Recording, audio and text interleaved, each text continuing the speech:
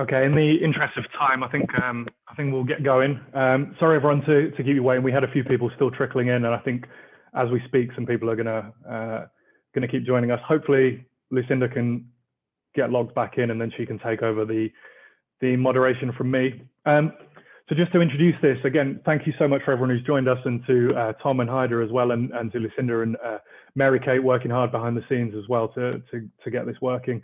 I think if I can borrow from Lucinda's opening remarks, I think the reason we're here today is that about 6.5 years ago, so in August 2014, I'm sure everyone will remember the kind of biblical scenes that were across various news cycles, splashed across global front pages, as we saw an exodus of civilians take flight up Mount Sinjar in Iraq, which is around the ancestral home of Iraq's marginalized and vulnerable Yazidi minority. The reason they had to take refuge on Mount Sinjar was that ISIS descended on the town without warning. In their initial onslaught, they managed to execute on the spot. It's thought as many as 3,000 people, men and those women who were deemed unfit for sexual slavery.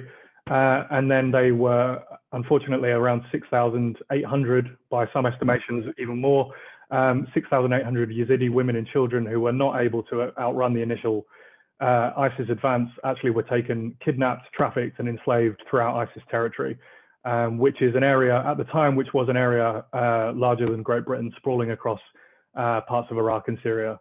So many of those women and girls are still missing. Some are still found living amongst their tormentors in camps in northern Syria. So for the Yazidis, this nightmare is not over. Whereas for the West, very much the ISIS episode is behind us in history to some extent. So we really wanted to have this conversation and explore that episode again, bring it back up the agenda for everybody, for politicians, for media, and especially as the debate over foreign fighters, those Westerners who left to join ISIS, left their homes in Western Europe, in North America, Australasia, the Caribbean democratic states as well.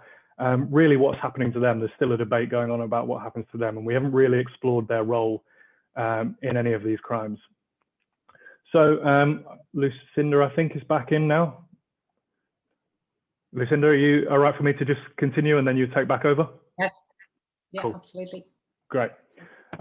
So yeah, I'm gonna share my screen now, and I'm gonna run through very quickly some findings from the paper that will get published today.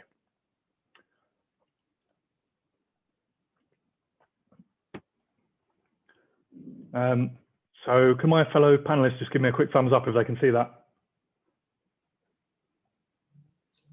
Awesome, thank you, Tom. So this is the front cover of the report. I think the link to it has just been dropped in the chat, but we will email everyone as well after this. So we are holding this discussion to coincide with the publication of some new research through the Counter-Extremism Project as well. So it's not, so there is, as well as this discussion, as well as the article that I dropped in the chat, we are talking about a full piece of research, a full report as well. I want to start off by just saying what this report isn't. So I'm not an expert on the region. I'm not an expert on Iraq or the Yazidi people. I'm not a specialist in humanitarian crises or conflict or anything like that. But really, that's not what this is about. That's not what this conversation today is about, or what this piece of work is about.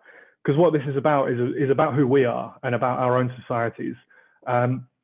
It's about how so many people abandoned what we take for granted. We take for granted that it's a comfortable, affluent, democratic existence in many Western states, but a lot of people abandoned that for what to most of us looked like a very nightmarish project unfolding in the Middle East. And we never, to my mind, we haven't really reconciled why that happened, how that happened.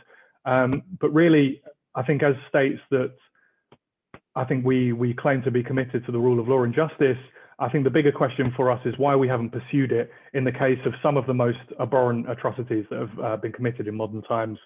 And it's not lost on me that I think today is the anniversary of the Halabja massacre, the chemical weapons attack by Saddam Hussein's regime. I think yesterday was the 10th anniversary of the start of the Syrian civil war, and there's been all sorts of war crimes and atrocities committed in that conflict that people are yet to be held to account for. And as we know, there's a genocide in Xinjiang, in a province in China, unfolding against Muslims right now. So I think if there's one thing I want everybody to take away, it's not that genocide isn't this kind of thing that's relegated to the history books.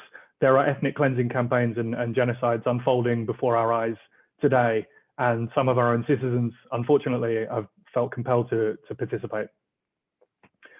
So to return to the issue of foreign fighters, so as I said, large numbers of people joined ISIS. We're talking about between 1 and 2,000 from France, maybe 900 to 1,000 from the United Kingdom. Several hundreds of those have returned to various European countries and to the United States as well. But as well, an unknown number by some estimates, around 800 are stranded. The people who kind of stuck it out until the very end are stranded in northern Syria under the watch of the US-backed Kurdish forces. And I think one of the motivations for this paper was that really we've had a very parochial debate on the fate of these foreign fighters.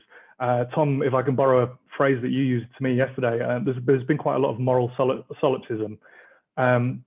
It's very much focused on what's the risk to us? What are these people a terror threat? Are these people a terror risk? Or we've speculated about how they joined. Were they brainwashed or manipulated into joining these causes? And even in some cases, we've talked about whether these people can offer a counter narrative to prevent other people in the future being radicalized as well. And I think what's missing, and talking of the parochialism, what's missing from that conversation is the suffering that these people inflicted on the civilians in Iraq and Syria. Because this was a group that really ruled over the civilians in its territory as a totalitarian regime. And no people suffered more than the Yazidis under ISIS's rule. So I think this piece of work really is about building a more complete picture of what they did. This is not to draw any specific charges or accusations against individuals, but really it's to boost the picture and get this back into the conversation.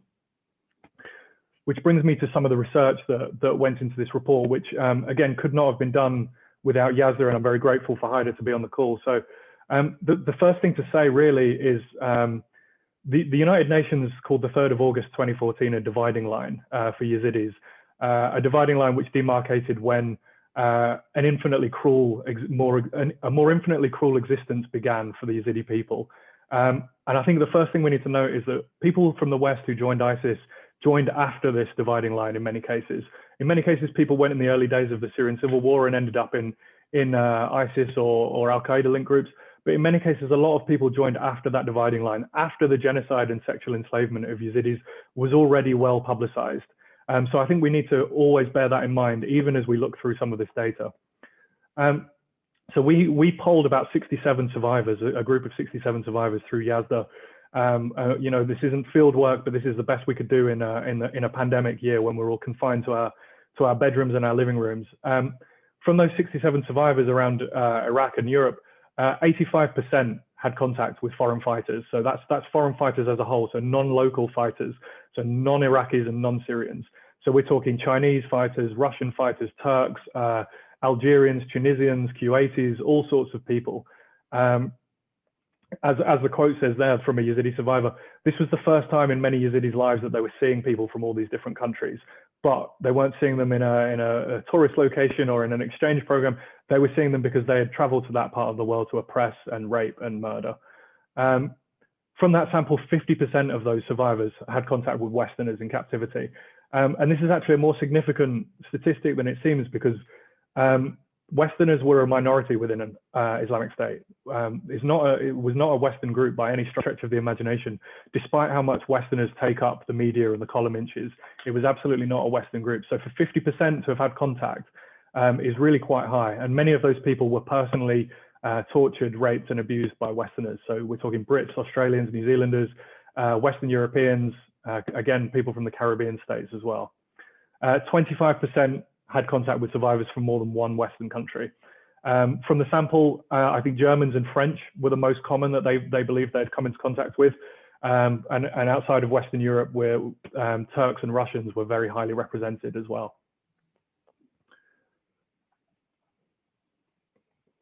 To punctuate the data, to punctuate the narrative of the data, we've also got some testimonials as well from some of that network, excuse me, where they openly discuss the treatment that they suffered as a result of Brits and Europeans. So In many ways, this is really deeply uncomfortable, and I'm sure everybody signed up for this new. But I think if I can borrow from George Orwell, who talks about the power of facing, this is something we need to have the power to face up to.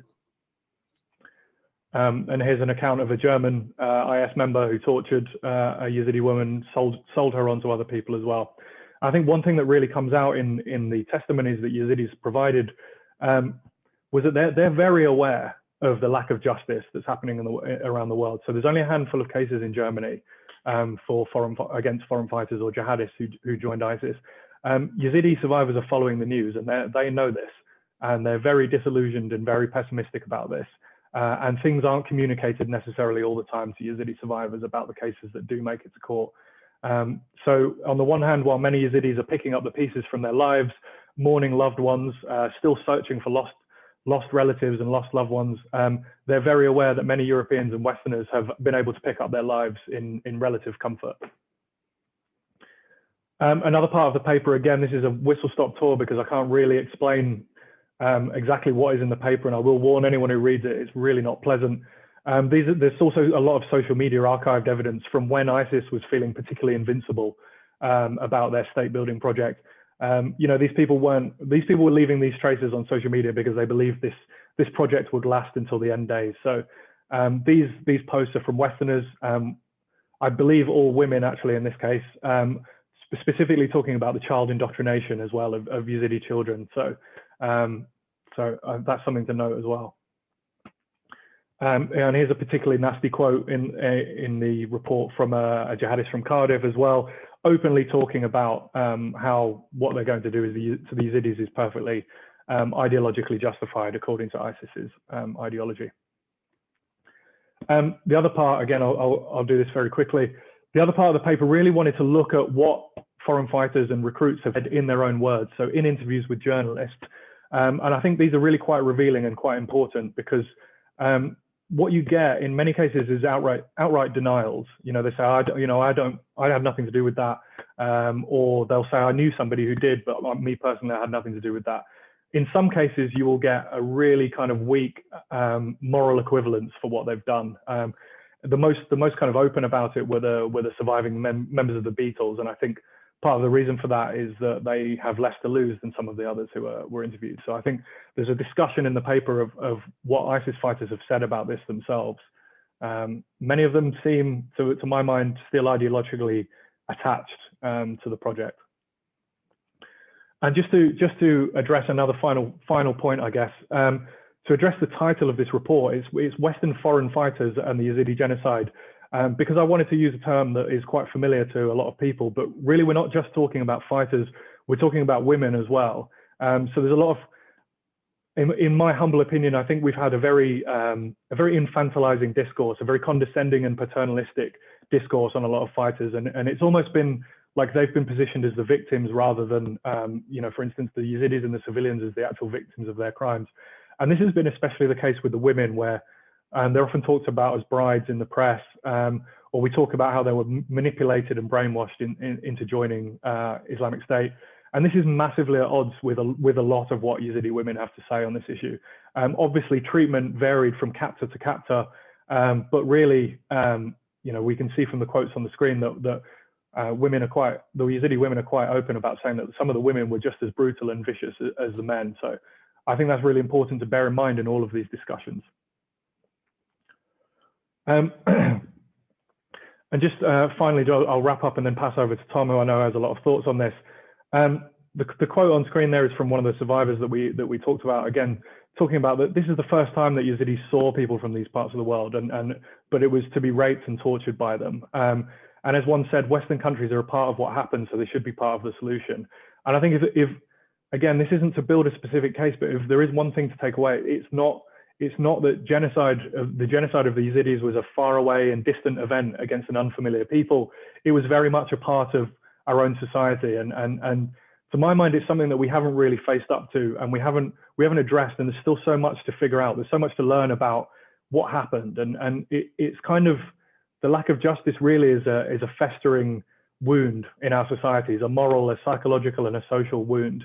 I think we're often scanning the horizon for the next threats, the next terror threats, the next extremist threats, and that's understandable, but we still need to go back and figure out exactly what happened, and we still need to hold people accountable for what happened in that really nightmarish few years where ISIS was in ascendancy. And just from my own field, I think from the counterterrorism field, we talk a lot about de-radicalization and reintegration and counter narratives and all these kind of fashionable terms, and I'm fully aware that it's not quite as fashionable, but we really need to put justice and accountability at the front of conversations. Before we talk about, could somebody serve a useful counter narrative? Could somebody be de-radicalized and reintegrated? We need to investigate whether these people committed crimes against local civilians in that era. I mean, at the very least, whose houses were people living in? Were they living in local Syrians and Iraqis' houses? And then in many cases, journalism, just in standard investigative journalism has thrown up a lot more details than I think the kind of cursory investigations that have been going on have. Jenan Moussa, the Lebanese journalist, is a very good example of that. She found out about a German woman who joined ISIS, and as a result of her investigation, the subsequent police investigation found out that she had enslaved a 13-year-old Yazidi girl. So when we scratch the surface, we find out a lot more about what happened. I just would argue that we're not really scratching the surface, and I hope this paper is an attempt to try and do that. Which leaves me to just say thank you for everybody for tuning in. And again, just to reiterate on the scratching the surface point, if anybody wants to take this further and see what more we can do on this issue, please reach out. Please, share the report on social media, whatever you can do to help raise awareness. I'd be so grateful, and so grateful to hear from you, and so grateful to collaborate as well. So again, that is a very whistle-stop tour of I think a 50-odd page report, but I would love it and be delighted if people did read the full thing. So I'll stop sharing and hand over to Tom, I think. Thank you very much, Liam. Can you all hear me? Liam, can you give me a thumbs up if you can hear me? Great. Thank you very much for the invitation, and thank you for Haider for allowing me to go first. Really, we should be listening to Haider, who really is the man to listen to about this. I just have to pop off for 5 minutes, so I'm barging in front of the queue right here. So many thanks. Liam, I have to say, I found some of the screenshots that you put up there very chilling, because it took me right back to 2014, 2015, 2016 on Twitter, seeing those accounts from British, I think one of them was a schoolgirl. I think she'd been a kind of head prefect at Glasgow School or something. But they were clearly articulate, bright, savvy, and terrifying, boasting on social media about the paradise that they had entered into by going to the Islamic State. And a crucial part of this boasting was the fact that they were exercising their sway over people whom they described as pagans, as slaves, as people born to die or to serve the fighters and the women of the Islamic State. And as is the way when you fall into a wormhole on social media, I found myself for months on end kind of possessed by this. I'm not, by background, I'm not in counter-extremism. I'm not a specialist in the contemporary Middle East, but I had come to this through my interest in very ancient history. I wrote a book about the ancient Persian Empire. And while I was doing research into Babylonian religion and Persian religion, I discovered that there were theories that trace elements of this were to be found in Lalish, the holy shrine of the Yazidi people, that perhaps there were echoes of this. And so I kind of picked up an interest in that. And then subsequently, I wrote a book about the early years of Islam. And again, there were kind of trace elements of people who had decorated shrines with peacock feathers. And again, scholars said perhaps this is a prefiguring of Melek Taus, the great peacock angel who in the Yazidi theogony brings color to what had previously been a drab world.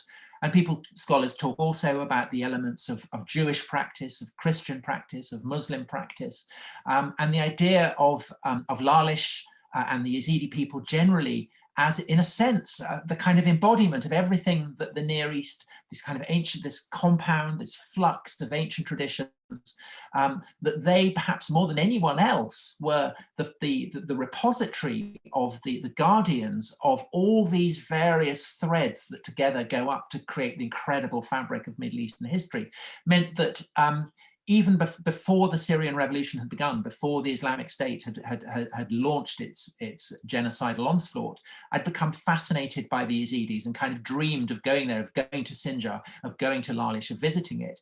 And so then when the Islamic State came to preeminence, and particularly in 2014, when they swept, occupied Mosul and then advanced on Sinjar and captured it, I watched it with a kind of sense of horror and impotence. And if I serve any purpose here, I hope it's to articulate, perhaps for the many people in the West who are here, that sense of impotence. Because the question that confronted me, and I know many people who were kind of appalled by what was going on, was, what could we do? What can we do? We can't really do anything. All we can do is try and raise the profile of it. But even then, there was this incredible sense of frustration that so many people seemed to know nothing about it and not to care about it. And I remember when the Islamic State moved on into Sinjar, that Israel was in Gaza, and the absolute obsession of the global media on Gaza, while this terrible genocide, this slaughter, this program of enslavement was going on, and people seemed barely to care about it. And I think that that is why projects like this are so important, because it's not just that there is a requirement to remind people of the sufferings of the Yazidis, of the horrors that they have gone through, that many Yazidis are still going through, but also the fact that we in the West, our citizens, were complicit in this. It was our citizens who traveled to the Near East, who traveled to Syria, who traveled to Iraq, and who were complicit in the slaughter of Yazidi men and women, in the enslavement of many Yazidi girls, many of them as young as 9, in the brainwashing of Yazidi boys. They took part in it, and they boasted about it, and they were proud of it. And they talked about it in ideological terms. They said that they were licensed by their understanding of Islam. And so that has to be one part of the questions that we in the West ask ourselves, is how do we wrestle with the way in which Islamic scripture and Islamic tradition was perverted and distorted by the Islamic State and by the people who supported them to sanction and license this program of genocide.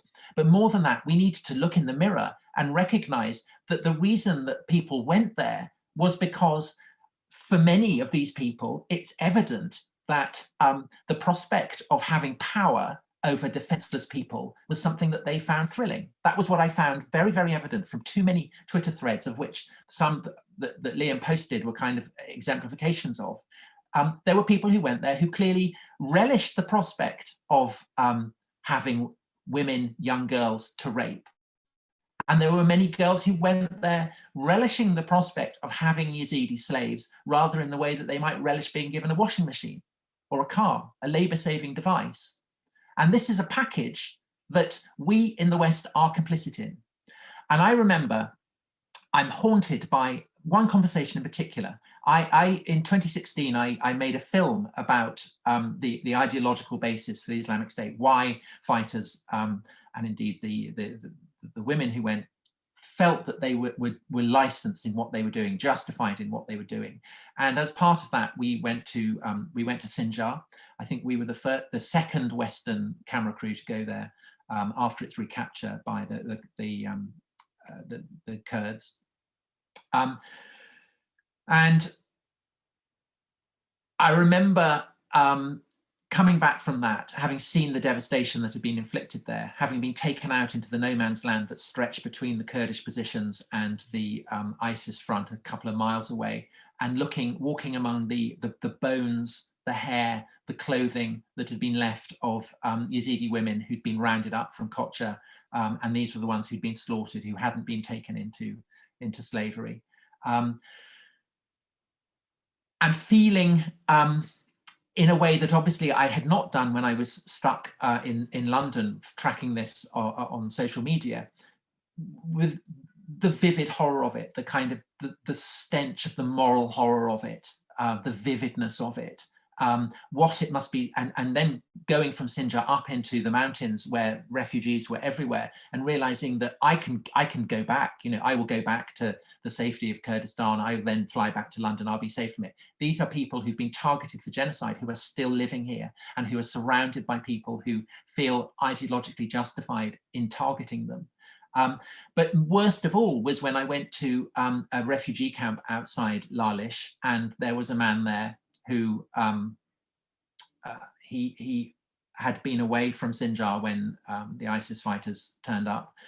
They captured some of his daughters, they captured some of his sons, and they captured his wife.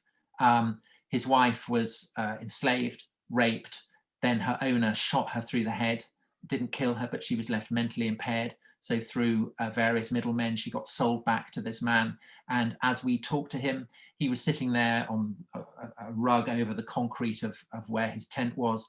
And his wife was behind a curtain, moaning, hitting her head against the floor over and over again. And that was the background to this man as he talked to me. And he talked to me about his daughters.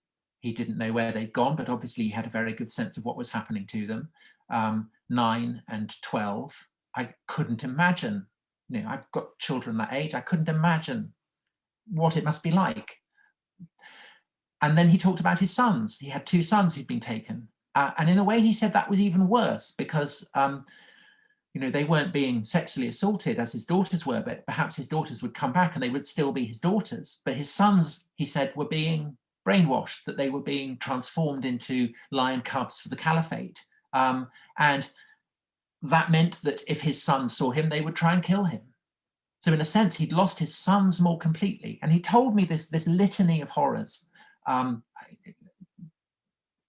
a scale that I found hard to compute, with his wife moaning and sobbing in the background. And I said to him, these stories are so terrible. When I get back, I will do nothing but talk about them. I know that people back in Britain will be terrified and appalled to hear these stories. And he said, no, they won't. People won't care. And I said, no, they will. And he said, no, there are Muslims in Britain, and they will be anxious about the sufferings of Muslims in Iraq. And there are Christians in Britain, and they will be worried and concerned about the sufferings of Christians in Iraq. But there are no Yazidis in Britain, and so nobody will care about us. And I said, no, I'm sure we will. I'm sure we will. And I came back, and he was right. Because ultimately people don't really care. People don't care. And I think that is because perhaps we don't feel complicit in it. So a man dies in Minneapolis at the hands of the police. People in the West feel complicit in that. A woman is abducted and killed from Clapham Common in London. We feel complicit in that. It moves us, it stirs us. But the suffering inflicted on the Yazidis, that seems barely to penetrate. And I think that's because we feel we're not complicit in it, but we are. And so that's why I think this report is so important. It's a wake-up call to us. We in the West, our hands are steeped in the blood of the Yazidis. And it's our responsibility as countries, as Europeans, as Americans, as people whose citizens participated in this horror, to do what we can to pay amends, to pay reparations, and to help Yazidis. Thank you very much. Thank you so much, Tom. And I think it's really clear your passion and just how much this has personally impacted on you. And clearly you've done some really important and valuable work in trying to highlight this atrocity and the ongoing injustice. And maybe with that in mind, I know you have to drop off for a couple of minutes, but we will welcome you back shortly. I would like to ask Haider Elias now, and thank you most sincerely to you and your team at YAZDA for your support in bringing together the first-hand testimony and sharing all of the information and contacts that you have. I think it's been very important, as Liam has said, in bringing this report together. Haider, if you would like to maybe share some thoughts with us before we get to our questions and answers. And please, I'd encourage our attendees to submit some questions for when we get to the Q&A. Haider. Well, thank you. Thank you very much for making all these efforts to produce this very important, this incredible report on Western foreign fighters and the Yazidi genocide. This is incredibly important for the Yazidi community.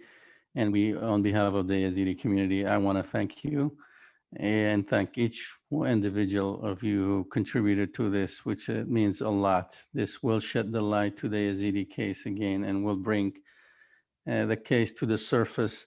As we have too many problems in the world to deal with, it is easy to forget about things that happened a few years ago. We at YAZDA have always been advocate for justice for the minorities, especially after the summer of 2014. ISIS committed genocide against the Yazidis, and that's where YAZDA was established to provide a support system for the Yazidi families after the genocidal campaign. One of our many projects has been very important to us, which is documentation of the Yazidi genocides. And the project is seeking to secure accountability for the international crimes perpetrated by ISIS against the Yazidi community in Iraq and Syria. And that includes genocide, mass executions, sexual enslavement and trafficking, recruitment of child soldiers, and forced displacement of nearly 400,000 Yazidis from Sinjar and Bashiq and Bahzani to the refugee camps or IDP camps in Kurdistan. We have done advocacy ever since. YAZDA advocated and contributed to the recognition of the Yazidi genocide in multiple countries, including the United States, the United Kingdom, Australia, Armenia, Canada, France, Portugal, and Scotland. We also founded, as an organization, we founded Nadia Murad's campaign, and we founded Nadia's initiative in late 2015 to work with us in this advocacy. And we worked closely with her for nearly 3 years, traveling to more than 20 countries for creating an international support mechanism for the minorities in Iraq and Syria. Along with Nadia Murad and Amal Koloni, which is YAZDA and the Yazidi Council and Justice, YAZDA has urged the United Nations to establish a UN investigative team into ISIS crimes in Iraq, and it's called UNITAT. And thankfully, as a result of all that efforts, that support, that rallying gave birth to this UNITAT team in the UN, and thankfully it's right now working on many issues, mass graves exhumation, and investigating the ISIS genocides and war crimes in Iraq. Today, more than 6 years and 6 months have passed. There's still nearly 180,000 Yazidis plus are in refugee camps in Kurdistan region, and a report like that will bring the issue to the surface, where we can talk about and advocate for resettlement back to their homelands, for the refugee cases that are pending and being rejected simply because Yazidis migrated and were fleeing persecution constantly. And this is important to us, to the Yazidis, to the minorities, where we can always talk about. They know somewhere around the world, thousands of miles away, some people are thinking of them and supporting them and caring about their issues and feeling their pain. And we are thankful to that efforts, to that support in this case.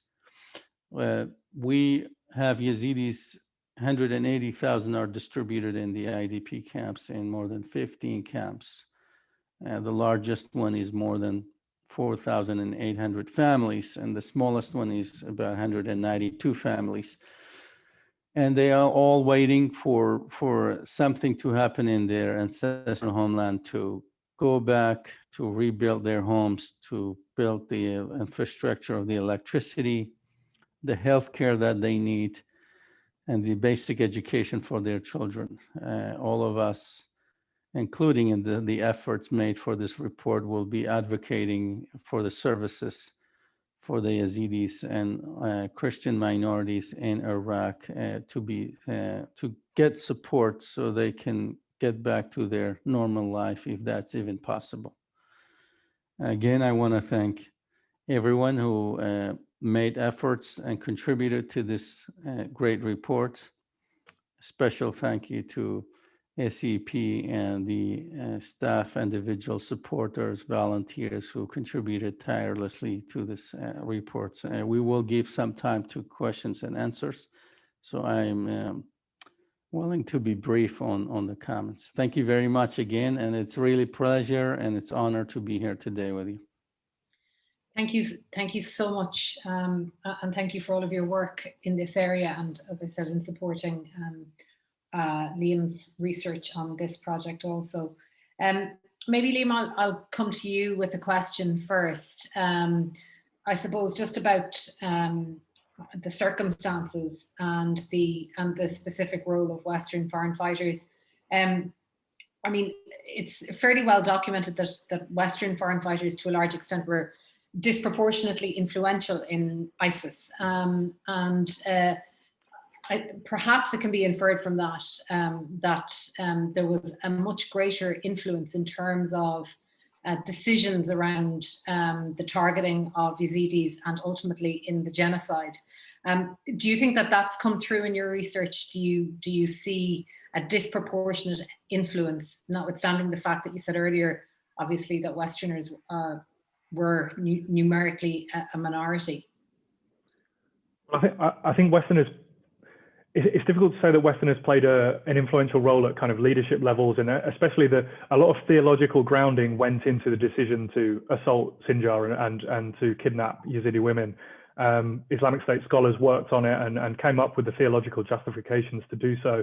And then this is something that's really underestimated. I think it was systematically pre-planned, preordained, all of it. It was, they bussed people, they came in with buses, they knew what they were going to do. It was not opportunistic. It was the Yazidi people and around Sinjar posed no strategic threat to ISIS. It was planned, and they knew what they were doing. And whether Westerners played a role in that or not, I can't say.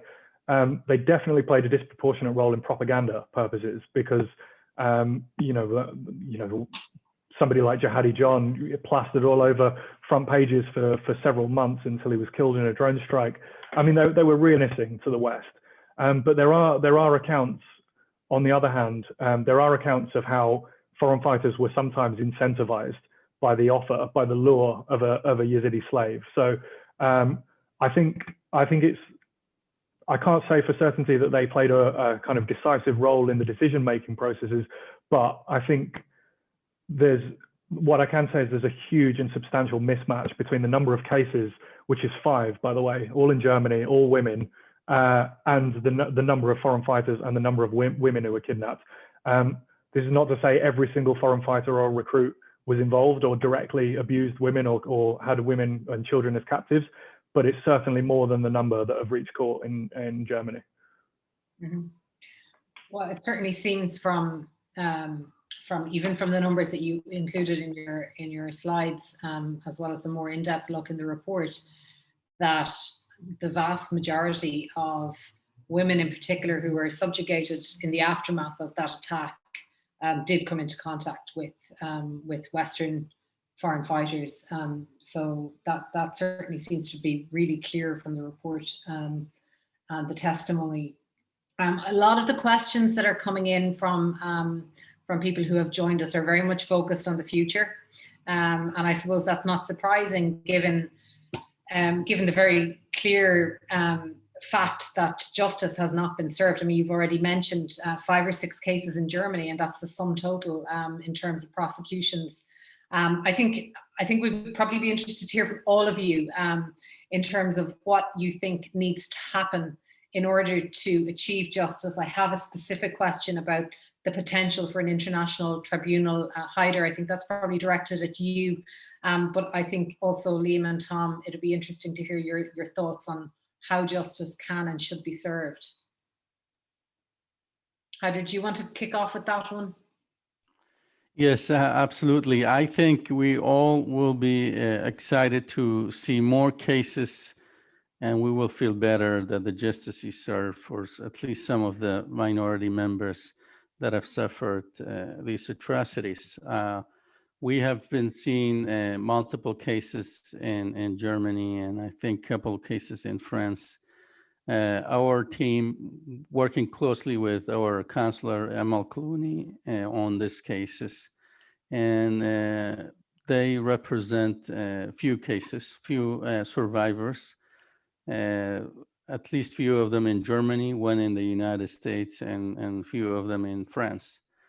We are watching that very closely in terms of, through our project, the documentation project that we have, the survivor testimonies, through videos and photographs, and we try to find any evidence among these archives that we have that to provide for the court as needed. And we have done that in the past and become kind of successful in bringing tangible evidence for these cases. So we will be looking for more cases and advocating for more cases. I think against the large number of perpetrators, Westerners and non-Westerners. These are very, very small cases, but I think we have to be positive to at least think that something is happening in a very small level, but it's happening. Yeah. And I think Liam alluded earlier to the important role of journalism at the time and subsequently in terms of gathering evidence, and obviously that's a really crucial role which your organization has done and very effectively over the past number of years. A question perhaps for all of you is, and it's a follow-up to that, I mean, so there are piecemeal prosecutions taking place in some countries. Germany is underway, and I think that investigations are underway in France and will probably hopefully lead to prosecutions also. But should there be a more kind of joined up global approach to this in the context of a tribunal, the International Criminal Court? What are your thoughts on that, Tom? Because I mean, you've really, I think, eloquently outlined the horror, but the fact that there isn't a sort of a sense of perhaps responsibility in the West. I think that there's obviously a need for individual justice for people who have committed these monstrous crimes to pay for them. But I think there's also an incredible need to essentially demolish the ideological basis that the Islamic State brought to justify what it did. In the upper echelons, and maybe all the way through, people were killing and raping and enslaving because they believed that they were justified in doing that. The Yazidis believed before the ISIS onslaught that they had suffered 72 persecutions over the course of their history. There are fatwas from the Ottoman period that explicitly license exactly what the Islamic State did. It is a calumny that has been widely repeated over the course of the past centuries that the Yazidis are Satanists, that they worship the devil. And that's why they were specifically targeted in the way that they were.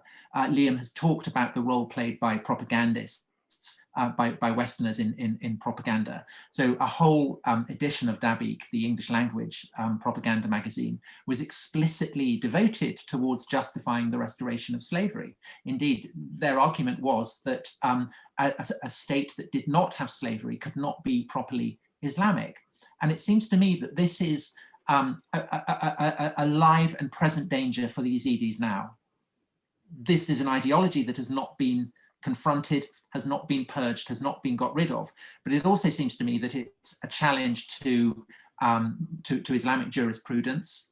You know, there are Muslim scholars who have explicitly wrestled with this, but I think they need to go further. The Muslim world needs a kind of charter that explains why this attitude towards Yazidis and generally towards religious minorities is unacceptable, why slavery is unacceptable, and more generally as well, from the point of view of international law, it needs to be integrated into assumptions that govern the proceeds of international justice. And it seems to me that the huge problem is that there is a mismatch there, that rather like Nazis at Nuremberg, the risk is that people who took part in these do not recognize that what they did was wrong.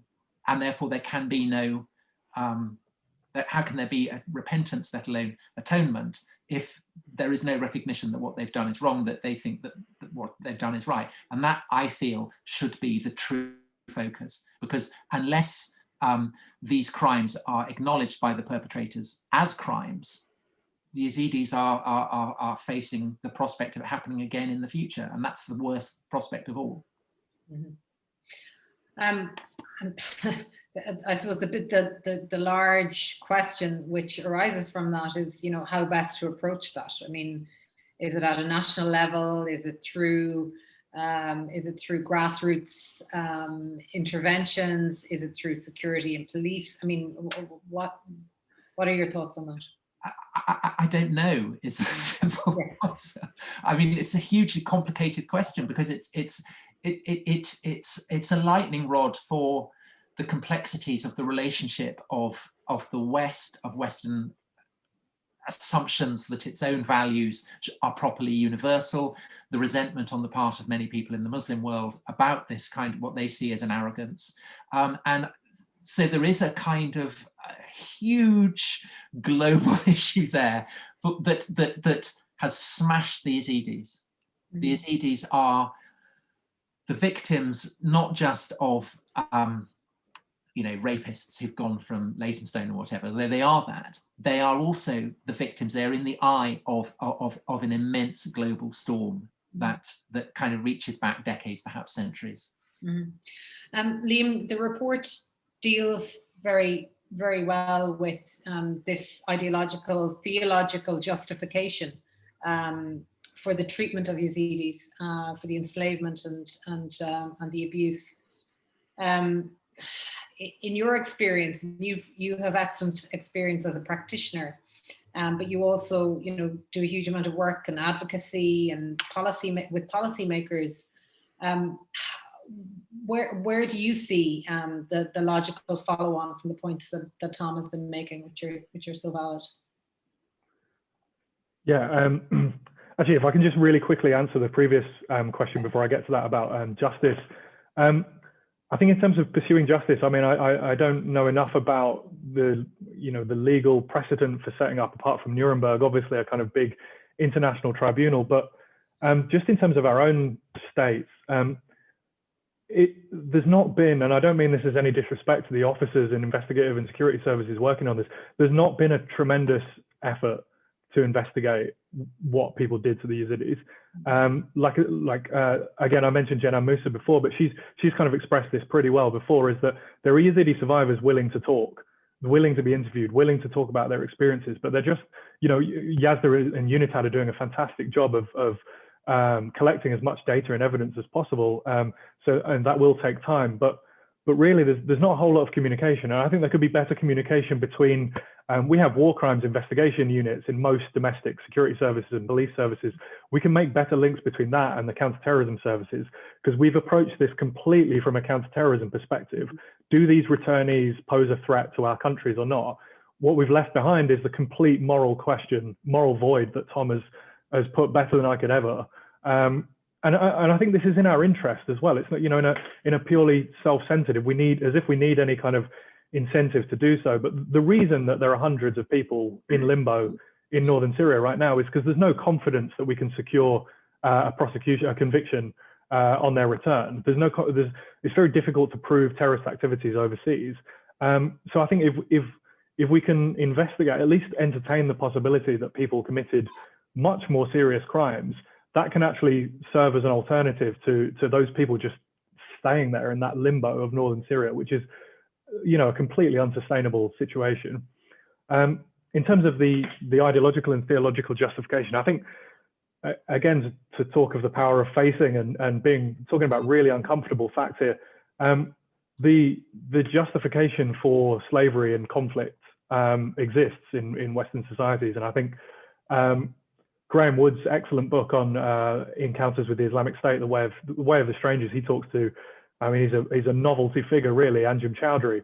But Choudary and his acolytes offer a kind of mealy-mouthed justification for slavery of people like Yazidis. And it's not uncommon for the much more militant, and this is obviously, we're a long way from talking about it to going through with it, but there is justification among the much more hardline and militant Salafi chapters for slavery in times of warfare. So it does exist, and that's the sad thing. Like, ISIS didn't conjure this up out of nowhere, which is what Tom, I guess, was getting at as well. Yeah, I think that's a very fair point.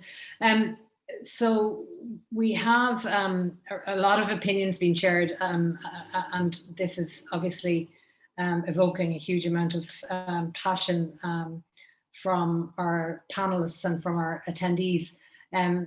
Some just, I suppose, a range of questions, but one question is whether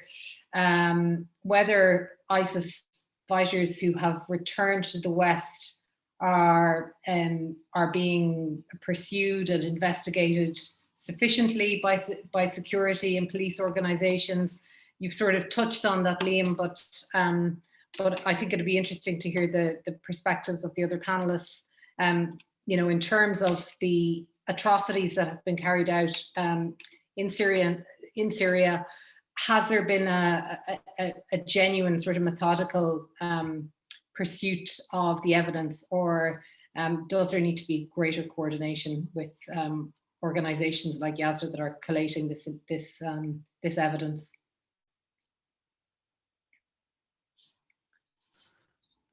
Tom, I don't know if you have thoughts on that. It's not really my area of specialization, but what I would say is that I think that there is, it's, as Liam said, it's not just about security. It is, of course, very strongly about security. That's the self-interest. We don't want people rushing around either spreading the ideology or acting on it. But I think that it's about us as societies facing up to our moral responsibilities. It was our citizens who were complicit in this, in what happened to the Yazidis. And so therefore we all share a responsibility for it. And you can see the kind of yearning for justice that exists in Western societies. I mean, that's why people took to the streets last summer. It's why people have been taken to the streets of London over the past few days. People, if they think that wrong has been done and that there are ways to improve that, then there are kind of emotions and principles to be harnessed. But I think that the kind of, people generally don't know about these Yazidis, and if they do, there are faraway people of whom we know little. I think that there is on the broadest level, yes, we need to bring individual people to justice if we possibly can, although I entirely accept the difficulty of that. How do you get the evidence? But I think it's a kind of societal thing. All of us need to have our eyes opened and to kind of accept that this is a problem that we all share responsibility for. One of the constant themes actually in the questions that are coming from participants is, what can ordinary citizens do?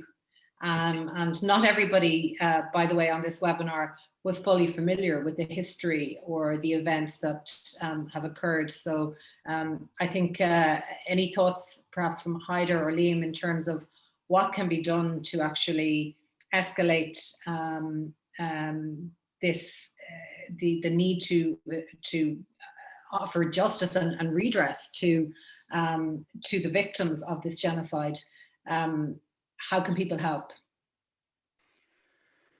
I think people can write to their governments, especially those who have representations in Baghdad, specifically because Syria is not a sovereign country, especially those areas. So mainly in Iraq, for example, what we have been doing is communicating with diplomatic missions in Baghdad and for the efforts of pressuring the international community to support those regions where Yazidis and Christians live and bring them back. That's one thing. But the thing that needs to happen prior to bringing back, what we call it safe return, is the justice and then reconciliation.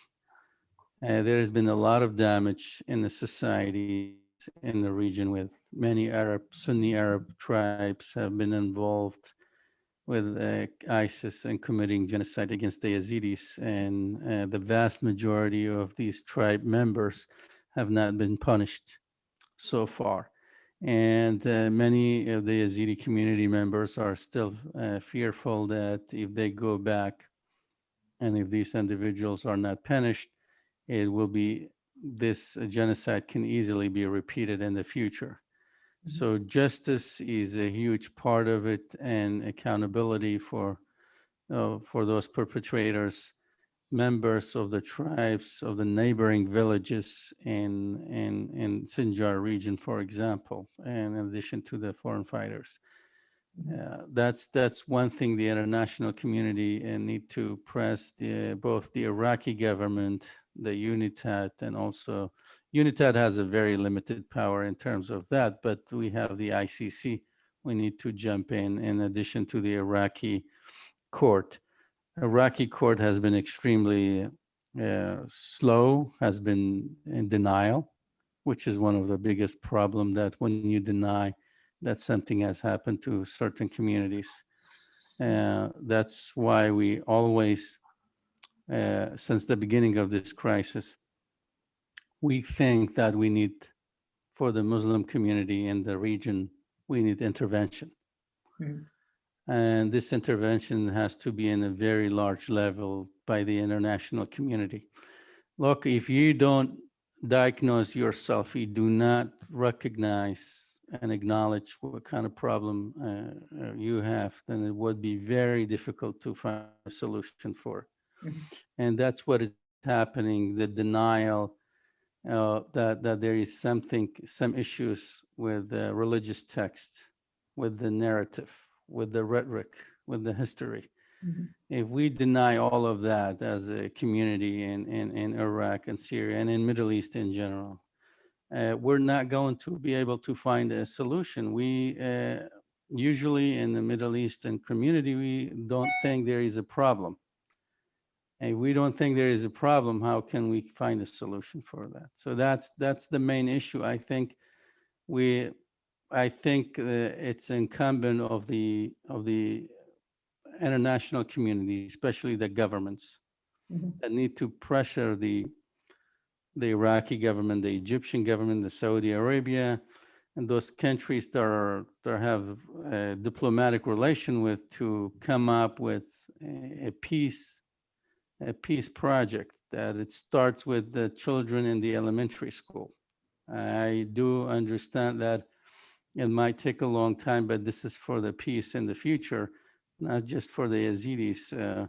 We have heard sometimes in Egypt saying that in the middle school kids, they read some horrible things in the middle school, and that's how they learn, the history, the killing. It's okay to cut off a hand of a thief. It's okay to stone someone to death if they commit adultery. Things like that, they need to start in the education system. And I think it's very, very deep issue. And but as you said, what can be done? I think these countries that we are closely working with, the UK, the diplomatic mission in Baghdad and in Erbil, the German embassy, the Netherlands, we have the Sweden, we have the United States, Canada, and Australia, and even Spanish and French embassies. that we all need to work with these diplomatic missions to bring some solutions for the minorities. Mhm. It's not an easy thing. It's not one single solution. It's kind of a synergy against the evil first, and it's also needs it's a holistic approach. Mhm. I think both you and Tom have really articulated extremely well some of what needs to happen in terms of countering this sort of barbaric interpretation of theology. Tom, you have your finger raised. Yes, we are over time, so I apologize. I know. But this is no, absolutely, and this is so interesting. Just very quick. Yeah, absolutely. You ask, what can people do? That's exactly the problem. There is this incredible feeling of impotence. What can we do? And I remember this man saying, and I thought, I'm going to devote my entire life to this cause, and I haven't. You forget about it. Your life goes on. But there are certainly charities that do wonderful work. So I work with a charity called AMAR, the AMAR Foundation, which provides shelter, medical assistance, and above all psychological help for many of the girls and women who have suffered appalling abuse. So that's well worth doing. And I just wanted to say that I am the cricket team I play with. We're organising charitable events over the course of this year to raise money for AMAR, so for the Yazidis. And I will be doing a sponsored walk on the 23rd of April, 37 miles across London. So if you want to sponsor me, you'd be hugely welcome. All the money will go. Well, some of the money will be going to Yazidis. So that's one way you could help. So thank you. So you are modest because you are doing something, and something very important. And good luck with that. And I'm sure plenty of people on this webinar will be happy to support you. Liam, I'm going to give you the final word. Just let me conclude by thanking all of our panelists for a really interesting discussion. I'm sorry we didn't get to all of the questions. We could literally talk about this all day, I think, but we have touched on some really important themes, and we in the Counter Extremism Project will certainly pick up on these, and we will use this report as a really important way to educate policymakers, and hopefully we can try to make a difference. So Liam, thank you again for sharing this report with us. And if you would like Thank you. Yeah, no. Thank you so much to Tom, Haider, and you, Lucinda, and everybody who tuned in. Tom, I've just dropped the website for your benefit. Oh no, you've done it as well. So yeah, the charity website's in the chat, and I think somebody's dropped a link for the AMAR Foundation as well. Obviously, I mean, YAZDA always needs support. All the Yazidi charities and organisations always need support. If I can just round off by saying, I think something Tom said about. I think he's right. I think people do have a strong sense of injustice, and there's kind of a cliche about British sense of fairness and things like that. But I think it's true, and I think I was speaking to a friend about this subject earlier today, and I think there is a lot of people out there who do care about this subject and know inside them that something's gone wrong and something hasn't been resolved, but they're not exactly sure what to do. So I think keeping this, all we can do is, this is a battle of attrition. This is, as Haider said, this is not an easy fix. So I think let's keep talking about it. Let's write to our MPs. Let's show them that we care. British people and Europeans, Americans do care about this. They just don't know how. They're not sure about the subject. We're not sure how to help. But show politicians that we care, I think, is the way to do this, and show public commentators that we care.